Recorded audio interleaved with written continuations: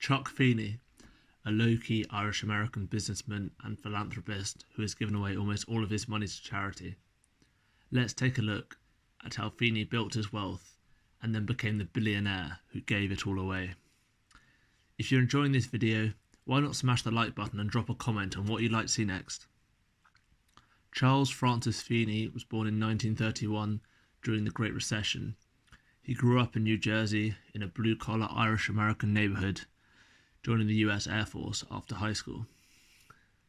Serving in the Air Force allowed Feeney to attend Cornell University for free, and at university he sold sandwiches and had previously shoveled snow, cut lawns and caddied at golf clubs to make money. After college, Feeney travelled to France to continue his education. This decision would change his life forever. He spotted a gap in the market after meeting an Englishman in a bar who sold alcohol to the US soldiers serving in the Mediterranean. He followed the fleet as they went from port to port and initially sold alcohol to the US Navy and military personnel who were entitled to buy it tax-free, and expanded into cars, cigarettes and perfumes. However, Feeney and his partners started too many businesses too quickly, finding out that they were in debt by $1.6 million. After paying off their debts, Feeney founded duty-free shoppers with Robert Miller in 1960, selling luxury goods with no taxes added. After opening their first shop in Hong Kong, they capitalised on the boom of the tourist industry once Japan opened its borders and allowed its inhabitants to travel after World War II. Feeney was a visionary, selling products that weren't available to tourists in home countries, and aimed to build his company as quickly as possible while operating quietly to reduce the threat of competition. After accruing such wealth, Feeney forced his children to learn the value of money and hard work.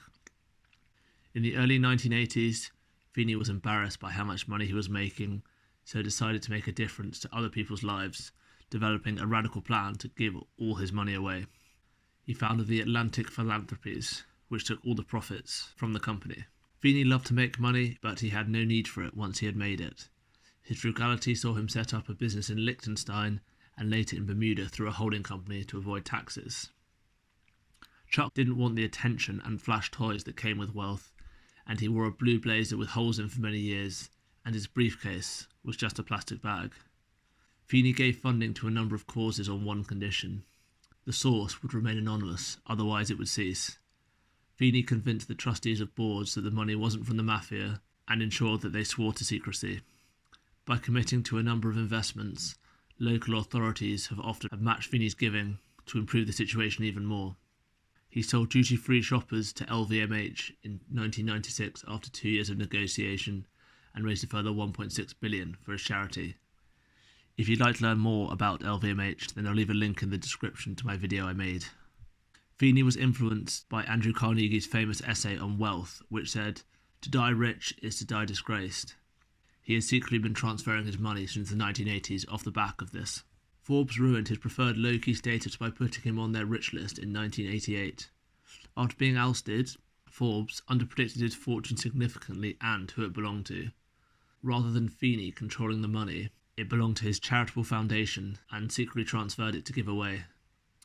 Only Feeney's inner circle knew he was worth a few $1 million and didn't even own a car.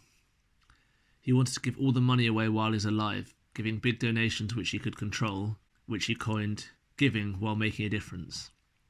The aim of the charity was to give all his wealth away by 2020 and maximise the impact that it would have. As planned, Feeney and his wife closed down the charity in September 2020. He set aside only $2 million for his retirement, giving away 375,000% more money than his current net worth, which has seen him referred to as the James Bond of philanthropy for his secrecy and success.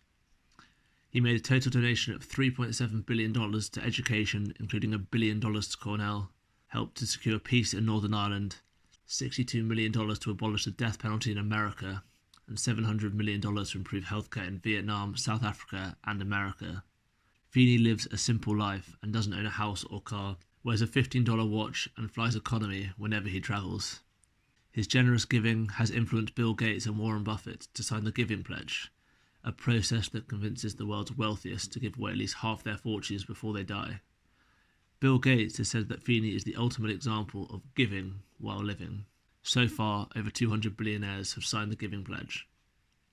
Feeney has used his $8 billion wealth to change many people's lives for the better and influence many of the world's richest to do the same. Despite being ousted, Feeney has received the recognition he deserved for his philanthropy and shown that money can be used for good.